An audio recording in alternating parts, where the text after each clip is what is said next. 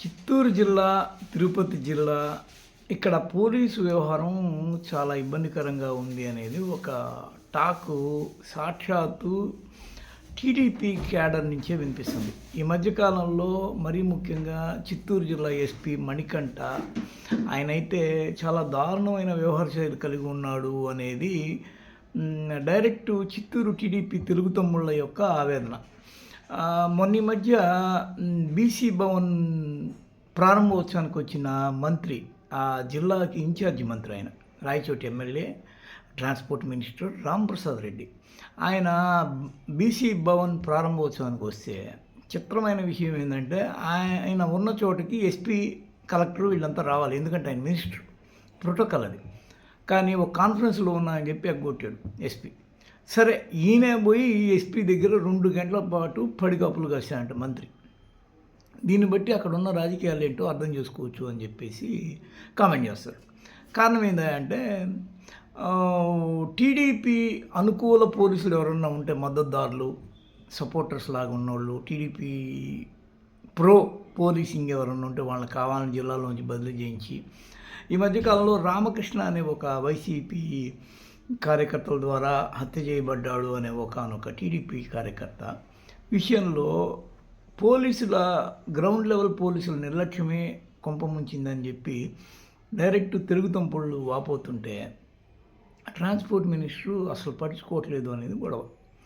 ఇది డైరెక్ట్గా జిల్లాలో ఉన్న తెలుగు తమ్ముళ్ళ యొక్క ఆవేదన ఇది నేను చెప్తుంది.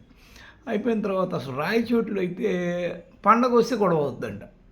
అది ఎందుకు అవుద్ది, ఏంది, దాన్ని ఎందుకు కంట్రోల్ చేయలేకపోతున్నాడు ఈయన అనేది ఇంకో సబ్జెక్టు. ఎస్పీ, జిల్లా ఎస్పీ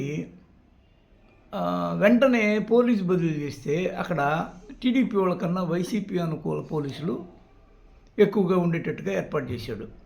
టీడీపీ వాళ్ళ మీద దాడులు చేయమని ప్రేరేపిస్తాడు అనే ఒక ఆరోపణలు ఈ తెలుగు తమ్ముళ్ళు చేస్తున్న దృశ్యం అక్కడ కనిపిస్తుంది. ఎందుకు ఇలా జరుగుతుంది? చిత్తూరు అనేది మామూలు విషయం కాదు, అది సీఎం సొంత జిల్లా. ఇప్పుడు ఒక గజ్వేల్ ఉన్న జిల్లా, ఒక పులివెందులు ఉన్న జిల్లా, ఒక కుప్పం ఉన్న జిల్లా, ఇవన్నీ ఏంటంటే చాలా ప్రత్యేకమైనవి. ఎందుకు ప్రత్యేకమైనవి అంటే వీటి యొక్క డెప్త్, డెన్సిటీ అలాంటిది. సీఎం సీట్ని యూజ్ చేసేది అవి. ఒక కొడంగలు, ఒక పులివెందుల, ఒక కొడంగల్ ఉన్న జిల్లా, ఇట్లా ఈ జిల్లాలు కడప జిల్లా, చిత్తూరు జిల్లా, ఆ తర్వాత మెదక్కు, ఇలాంటి జిల్లాలు వాళ్ళ సీఎం ప్రభావితమైన జిల్లాలు.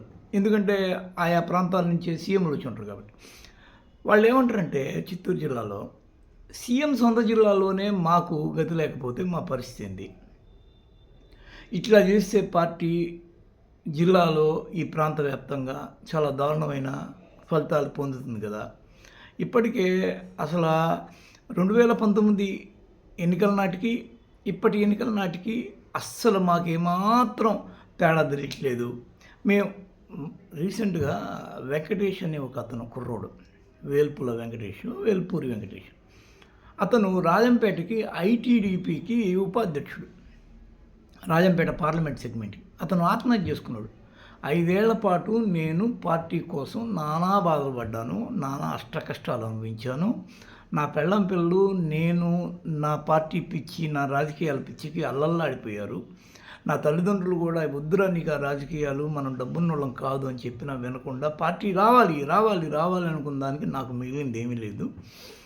నేను మీకు చెప్తున్నది ఏంటి అంటే డైరెక్ట్గా చెప్తున్నానండి, డబ్బున్నోళ్ళు మాత్రమే రాజకీయాల్లోకి రండి. నీలాంటి నాలాంటి సాదాసీదా వాళ్ళకి రాజకీయాలు అవసరం లేదు, మీరు దయచేసి దూరంగా ఉండండి అని చెప్పి అతను ఇంట్లో సూసైడ్ అటెంప్ట్ చేశాడు. సరే, ఆ తర్వాత అతన్ని ఒక దగ్గర చేర్చారు హాస్పిటల్లో. అతనికి వైద్య ఖర్చులు కావచ్చు, ఆ కుటుంబం యొక్క బాగోగులు కావచ్చు, నేను చూసుకోవడం నా సొంత బాధ్యత అని లోకేష్ డైరెక్ట్గా అన్నాడు. కానీ ఈ పార్టీ పెద్దలకి తెలియని భయంకరమైన విషయం ఏంటంటే జగన్ కావచ్చు, లోకేష్ కావచ్చు, వీళ్ళందరూ ఏం పెద్ద గొప్ప అతిథులేం కాదు. వీళ్ళందరికీ తెలియని ఒక దారుణమైన విషయం ఏంటంటే గ్రౌండ్ లెవెల్లో కార్యకర్త యొక్క కష్టాలు, అది టీడీపీ కావచ్చు, వైసీపీ కావచ్చు, చాలా దారుణంగా ఉంటాయి. అధికారంలో ఉన్నామన్న పేరు తప్ప అక్కడ ప్రయోజనం ఏం పెద్ద వీళ్ళకి గొప్పగా ఉండదు. ఇప్పుడు లోకేష్‌కి మంత్రి పదవి దొరికిందని చెప్పి వెంకటేష్‌కి దానికి సంబంధించిన ఫలము లేపోతే దానికి సంబంధించిన ప్రోటోకాలు, దానికి సంబంధించిన రిజల్ట్ రాదు కదా!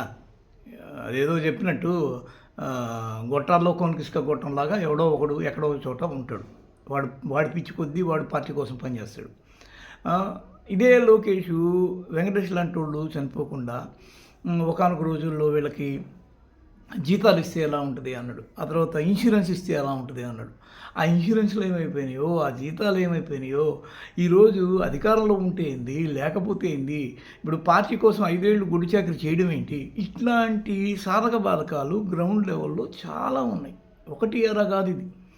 దీన్ని గుర్తించి పార్టీలు ఈరోజు జగన్మోహన్ రెడ్డి అనేవాడు ఫెయిల్ అయింది కూడా అక్కడే. కార్యకర్తని పట్టించుకోకపోవడం వల్లే. కార్యకర్తని పట్టించుకోకపోతే పార్టీలో మనుగడ ఉండదు. ప్రజలన్నా పక్కన పెట్టాలి కానీ కార్యకర్తని మాత్రం వదలకూడదు. కార్యకర్తను నువ్వు వదులుకున్నావంటే ప్రజలతో లింకే దిగిపోతుంది నీకు. ఇప్పుడు ఈ రోజున ఒక్క వెంకటేష్ చేసిన ఆర్తనాదం ఆ ప్రాంత ఓటర్ల మీద తీవ్ర ప్రభావం చూపిస్తుంది. ఈ విషయం మీ పార్టీకి మీరు అధికారంలో ఉన్నాం, మనం జల్సా చేసుకుంటున్నాం, హై ఎండ్ ఫుడ్ తింటున్నాం, హై ఎండ్ లైఫ్ ఎంజాయ్ చేస్తున్నాం, హై ఎండ్ క్లాస్ చేసుకుంటున్నాం, హై ఎండ్ కాంట్రాక్ట్స్ మీద సైన్ చేస్తున్నాం, హై ఎండ్గా ఇంకేదో చేస్తున్నాం అన్న మీ అభిప్రాయాలు ఉండొచ్చు కాక, కానీ మీరు హై ఎండ్ లైఫ్ ఎంజాయ్ చేయడానికి కారణం ఏమంటే లో ఎండ్ కింద ఎక్కడో ఉన్న ఒక కార్యకర్త అనేవాడు పడే పాటల వల్ల మీరు అక్కడ ఉన్నారు. వాడు ఈరోజు లేకపోతే మీరు లేరు. వాడికి ఏదన్నా చేయకపోతే మీకు భవిష్యత్తు ఉండదు.